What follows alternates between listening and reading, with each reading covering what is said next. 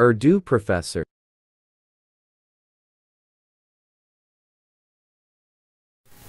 बिस्मिल्लाहिर्रहमानिर्रहीम। अज़ीज़ तलबा व तालिबात, आज का हमारा लेक्चर है गज़ल नंबर 2, फर्स्ट ईयर, शायर फिराक, नया निसाब उर्दू 11वीं जमात फेडरल बोर्ड। हाज़िर खिदमत है प्रोफेसर चौधरी मोहम्मद शरीफ आरई। 9वीं, 10वीं, 11वीं और 12वीं जमात के लिए Urdu lecture series YouTube channel Urdu professor के तवस्सुत से गज़ल नंबर 2, शायर फिराक गोरखपुरी। पहला शेर। सर में सौदा भी नहीं, दिल में तमन्ना भी नहीं, लेकिन इस तरक मोहब्बत का भरोसा भी नहीं। तशरीह।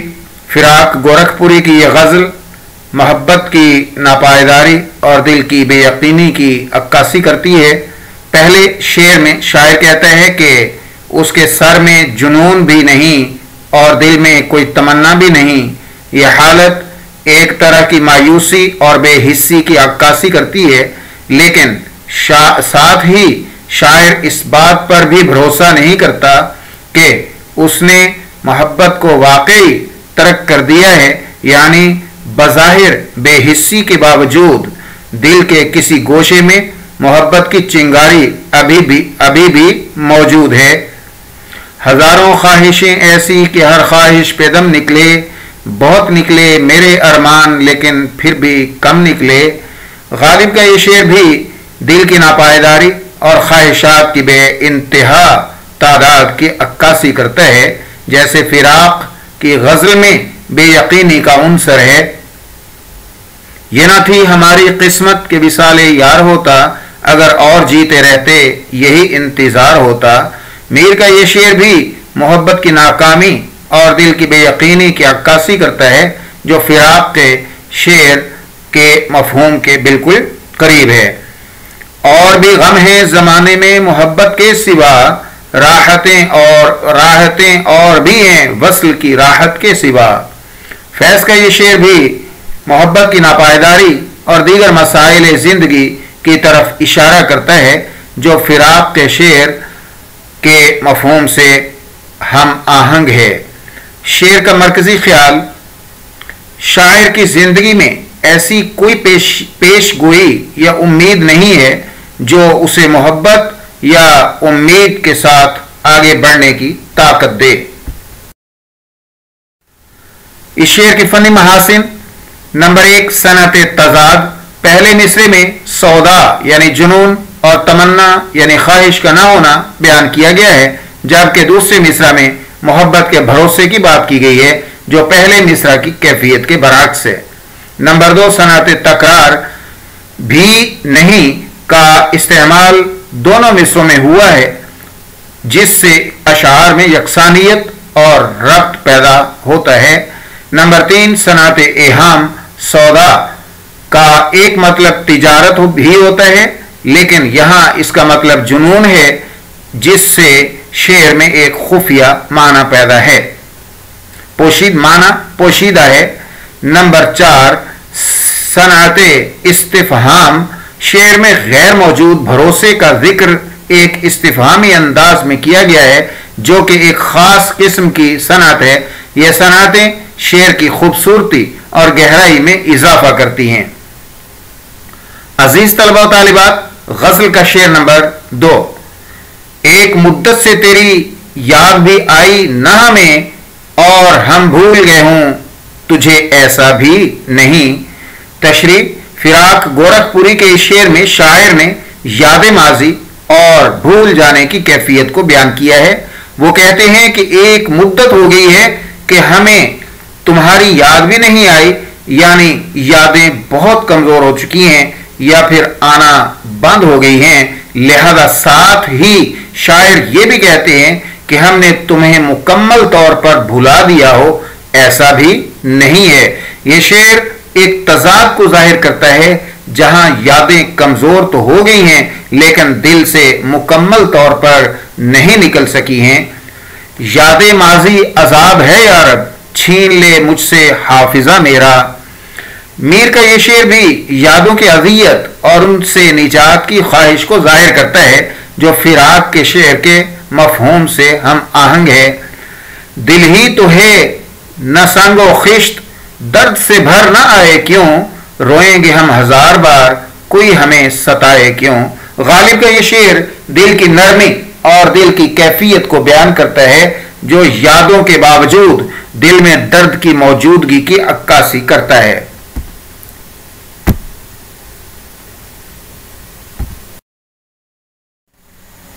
فنی محاسن نمبر 1، صنعت تضاد۔ شعر کے دونوں مصروں میں متضاد باتیں کہی گئی ہیں۔ پہلے مصرے میں یاد نہ آنے کا ذکر ہے جبکہ دوسرے مصرے میں بھول جانے کی نفی کی گئی ہے۔ نمبر 2، صنعت تکرار۔ بھی کا استعمال دونوں مصروں میں ہوا ہے، یعنی اس میں ریپیٹیشن ہے، دہرایا گیا ہے بھی کا لفظ، جس سے اشعار میں یکسانیت اور ربط پیدا ہوتا ہے۔ نمبر 3، صنعت نفی و اثبات۔ پہلے مصرے میں کسی چیز کا انکار کیا گیا ہے یعنی یاد نہ آنا، اور دوسرے مصرے میں اس انکار کی نفی کی گئی ہے یعنی بھول نہ جانا۔ صنعت ایہام نمبر 4، صنعت ایہام۔ یاد بھی آئی نہ ہمیں میں یاد کا مطلب محض یاد آنا ہی نہیں بلکہ دل میں بسنے والی کیفیت بھی ہے۔ عزیز طلبہ و طالبات، شعر نمبر 3۔ آج غفلت بھی ان آنکھوں میں ہے پہلے سے سوا، آج ہی خاطر بیمار شکیبا بھی نہیں۔ تشریح: فراق گورکھ پوری کے اس شعر میں شاعر نے غفلت اور بے توجہی کی کیفیت کو بیان کیا ہے۔ شاعر کہتا ہے کہ آج ان آنکھوں میں غفلت پہلے سے بھی زیادہ ہے، یعنی آج وہ زیادہ بے توجہ اور لاپرواہ ہو گئے ہیں۔ دوسرے مصرے میں شاعر کہتا ہے کہ آج ہی دل بیمار ہے اور اس میں شکیبائی یعنی صبر و تحمل بھی نہیں ہے۔ یہ شعر غفلت، بے توجہی، دل کی بے قراری اور بے صبری کو بیان کرتا ہے۔ ہم کو شاعر نہ کہو میر کے صاحب، ہم نے درد و غم کتنے کیے جمع تو دیوان کیا۔ میر کا یہ شعر بھی دل کی کیفیت اور درد و غم کی شدت کو بیان کرتا ہے۔ جیسے فراق کے شعر میں دل کی بے قراری اور بے صبری کا ذکر ہے۔ ہم رہے منزلوں میں عمر بھر، جیسے قسمت میں کسی پہلو شکیبائی نہ تھی۔ غزل کا شعر نمبر 4۔ بات یہ ہے کہ سکون دل وحشی کا مقام، کنج زنداں بھی نہیں، وسعت صحرا بھی نہیں۔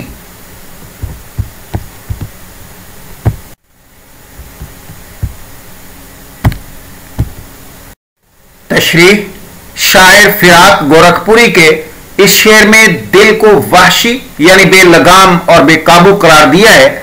دل کی یہ کیفیت اس کی بے چینی اور اضطراب کی طرف اشارہ کرتی ہے۔ یہاں سکون اور وحشی کے الفاظ ایک دوسرے کے متضاد ہیں جو دل کی اندرونی کیفیت کو بیان کرتے ہیں۔ دل کو سکون نہیں ملتا اور یہ کیفیت اسے وحشی بناتی ہے۔ شاعر نے دو مختلف مقامات کا ذکر کیا ہے۔ ایک قید خانے کی تنگی، کنج زندان کا مطلب ہے قید خانہ، جیل کا ایک کونا، قید خانے کا ایک چھوٹا سا کونا، کنج زندان، اور دوسرا صحرا کی وسعت اور صحرا کی کشادگی، وسعت صحرا۔ شاعر کہتا ہے کہ دل کو سکون نہ تو قید خانے کی تنگی میں مل سکتا ہے اور نہ ہی صحرا کی وسیع فضا میں۔ اس سے یہ ظاہر ہوتا ہے کہ دل کی بے چینی اتنی شدید ہے کہ اسے کسی بھی حالت میں سکون نہیں ملتا۔ اس شعر میں دل کی بے سکونی اور وحشت کی کیفیت کو نہایت خوبصورتی سے بیان کیا ہے۔ شاعر کہتا ہے کہ دل وحشی کے سکون کی کوئی جگہ نہیں ہے، نہ تو قید خانے کی تنگی میں اور نہ ہی صحرا کی وسعت میں۔ یہ شعر دل کی بے چینی، بے قراری اور سکون کی عدم موجودگی کی عکاسی کرتا ہے۔ دل کی ویرانی کا کیا مذکور ہے، یہ نگر 100 مرتبہ لوٹا گیا۔ میر کا یہ شعر دل کی ویرانی اور بربادی کی کیفیت کو بیان کرتا ہے جو فراق کے شعر کے مفہوم سے ہم آہنگ ہے۔ غم ہستی کا اسد کس سے ہو جز مرگ علاج، شمع ہر رنگ میں جلتی ہے سحر ہونے تک۔ فنی محاسن نمبر 1، صنعت تضاد۔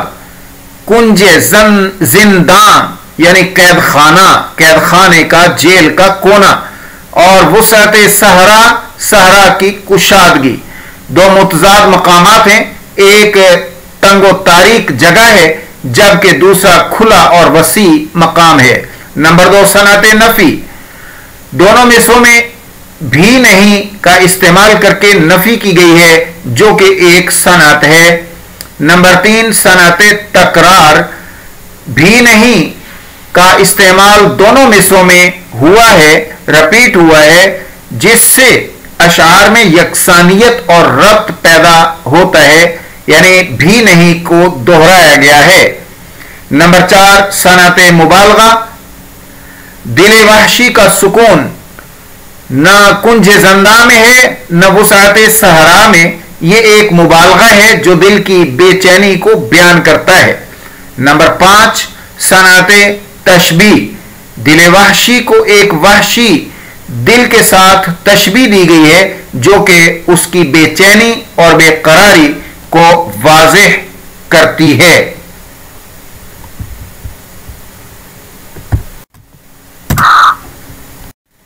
شعر نمبر 5۔ ارے صیاد ہمیں گل ہیں ہمیں بلبل ہیں، تو نے کچھ آہ سنا بھی نہیں دیکھا بھی نہیں۔ تشریح: شاعر نے پہلے مصرع میں خود کو پھول اور بلبل کے استعارے سے تشبیہ دی ہے۔ گل یعنی پھول کی حالت نازک اور حساس ہوتی ہے، اور بلبل ایک خوبصورت پرندہ ہے جو اپنی خوشگلوئی کے لیے مشہور ہے۔ اس تشبیہ کے ذریعے شاعر اپنی حساسیت اور نازک مزاجی کو ظاہر کرتا ہے۔ اس کے ساتھ ہی صیاد یعنی شکاری، صیاد شکاری کو کہتے ہیں، یعنی شکاری کو مخاطب کر کے شاعر اپنی بے بسی اور کمزوری کا اظہار کرتا ہے۔ شاعر شکاری یعنی صیاد سے شکایت کرتا ہے کہ تم نے نہ تو ہماری آہیں سنی ہیں اور نہ ہی ہمارے حال کو دیکھا ہے۔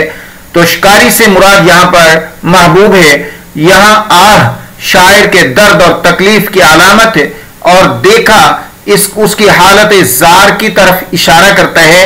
دوسرا مصرع محبوب کی بے اعتنائی یعنی عدم توجہ نہ دینا اور بے حسی کو ظاہر کرتا ہے جو شاعر کے درد کو بڑھا دیتا ہے۔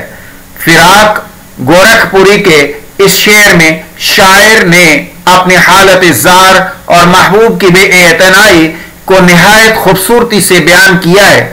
شاعر اپنی حالت کو گل یعنی پھول اور بلبل یعنی پرندہ کے استعارے سے بیان کرتا ہے، اور صیاد شکاری سے مخاطب ہو کر، صیاد یعنی شکاری سے مخاطب ہو کر کہتا ہے، یعنی محبوب سے مخاطب ہو کر کہتا ہے کہ تم نے نہ تو ہماری آہیں سنی ہیں اور نہ ہی ہمارے حال پر غور کیا ہے۔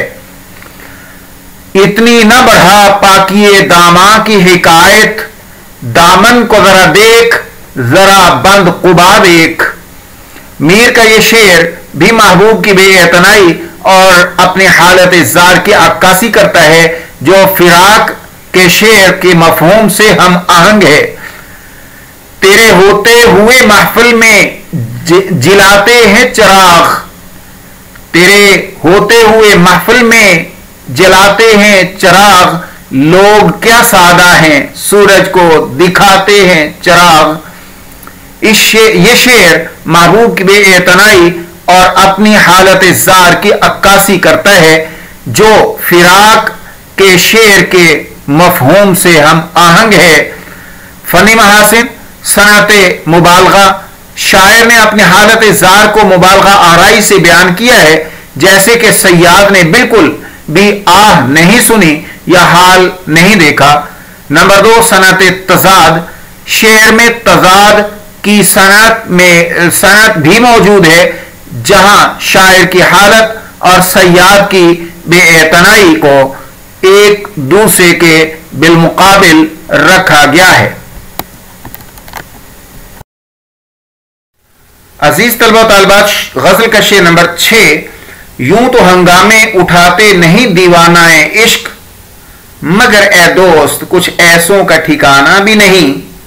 तशरी, इश्क एक निहायत ही लतीफ और पाकीज़ा जज्बा है जो इंसान के दिलो दिमाग को मुहज़्ज़ब और मानवी आज़मत अता करता है, मगर यह जज्बा जब इंतहा को पहुंच जाता है तो दीवानगी की शक्ल इख्तियार कर लेता है।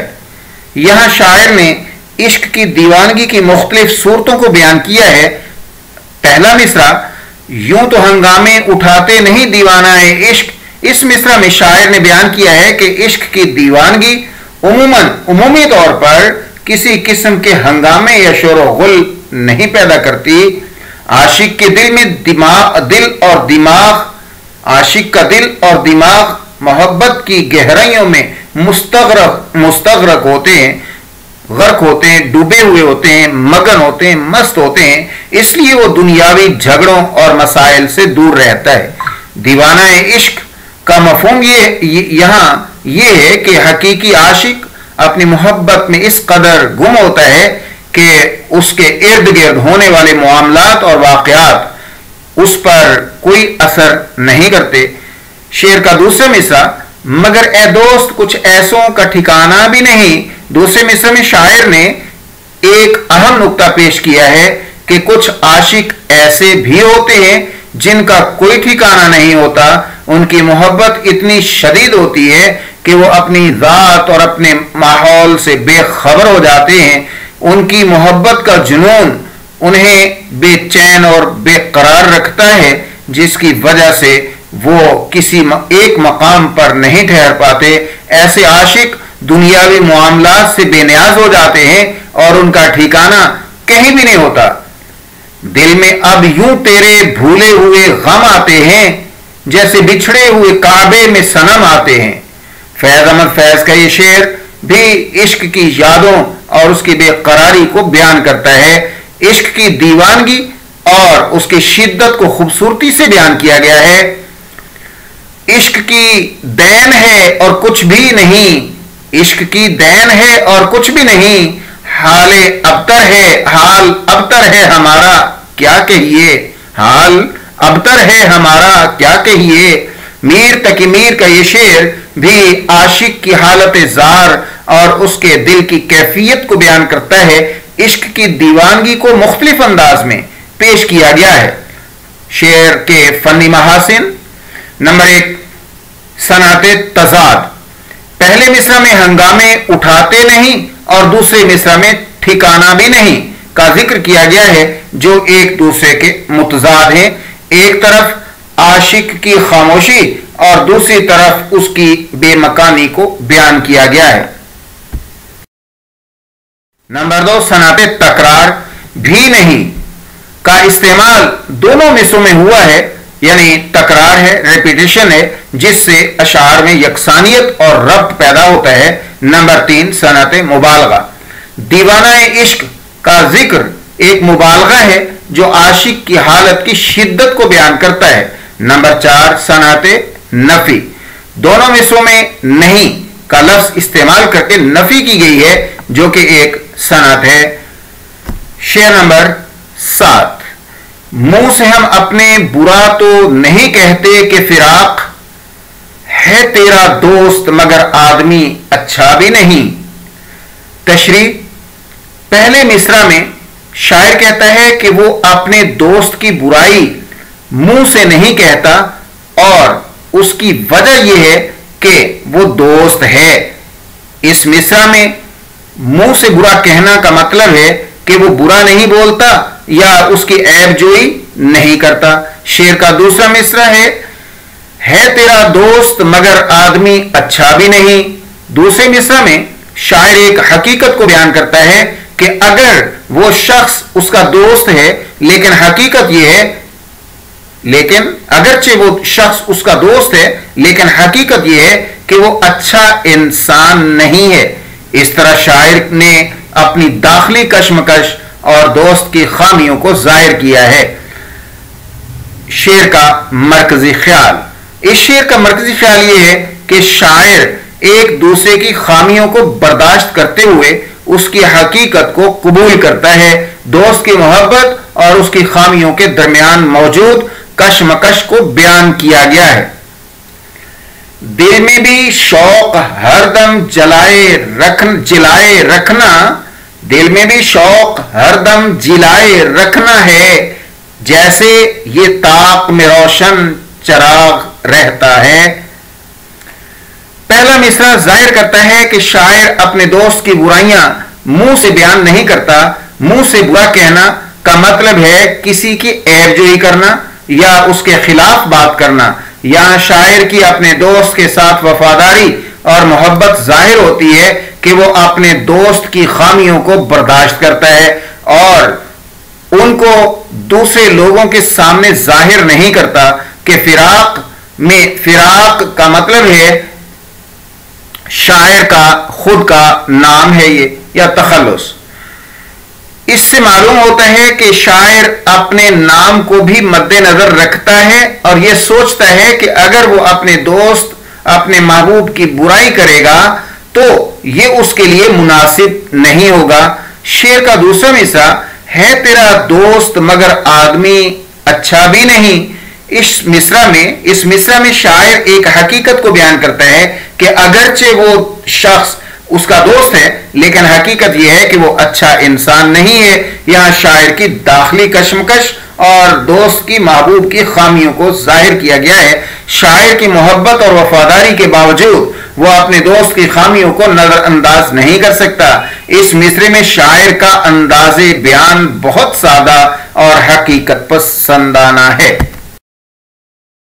پہلے مصرعے میں شاعر کہتا ہے کہ وہ اپنے دوست کی برائی منہ سے نہیں کہتا اور اس کی وجہ یہ ہے کہ وہ دوست ہے۔ اس مصرعے میں منہ سے برا کہنا کا مطلب ہے کہ وہ برا نہیں بولتا اور یا اس کی عیب جوئی نہیں کرتا۔ شعر کا دوسرا مصرع ہے تیرا دوست مگر آدمی اچھا بھی نہیں۔ دوسرے مصرع میں شاعر ایک حقیقت کو بیان کرتا ہے کہ اگرچہ وہ شخص اس کا دوست ہے اس کا محبوب ہے لیکن حقیقت یہ ہے کہ وہ اچھا انسان نہیں ہے۔ اس طرح شاعر نے اپنی داخلی کشمکش اور دوست کی خامیوں کو ظاہر کیا ہے۔ اس شعر کا مرکزی خیال یہ ہے کہ شاعر ایک دوست کی خامیوں کو برداشت کرتے ہوئے اس کی حقیقت کو قبول کرتا ہے۔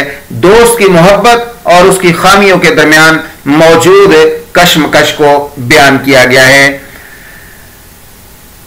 آتے ہیں غم روز بروز آتشیں رہتے ہیں دل میں بھی غم دل کے قریب۔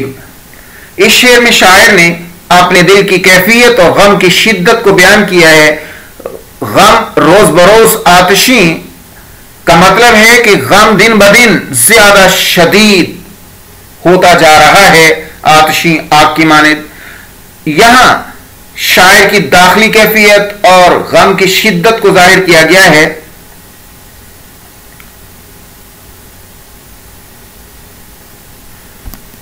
شعر کے فنی محاسن۔ نمبر 1 استعارہ۔ اشعار میں دل کی کیفیت اور محبت کی شدت کو مختلف استعاروں کے ذریعے بیان کیا گیا ہے۔ نمبر 2 مبالغہ۔ شاعر نے اپنے غم اور جنون کی شدت کو مبالغے کے ذریعے بیان کیا ہے۔ نمبر 3 تشبیہ۔ طاق میں روشن چراغ کی تشبیہ کا استعمال کیا گیا ہے جو دل کی کیفیت اور محبت کی شدت کو ظاہر کرتا ہے۔ عزیز طلبہ و طالبات، 9ویں 10ویں 11ویں اور 12ویں جماعت کی اردو اور اس کی گرامر کی بہترین تیاری کے لیے دیکھتے رہیے اردو پروفیسر یوٹیوب چینل اور آن لائن نوٹس منگوانے کے لیے رابطہ کیجیے۔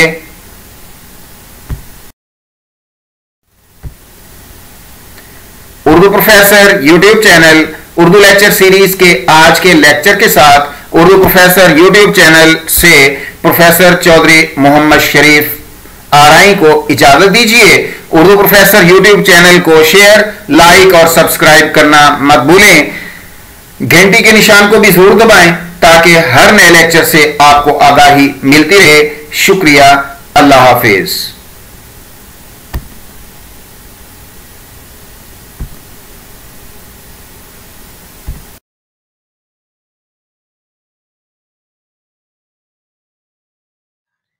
Thanks for watching Urdu Professor YouTube channel. Thank you.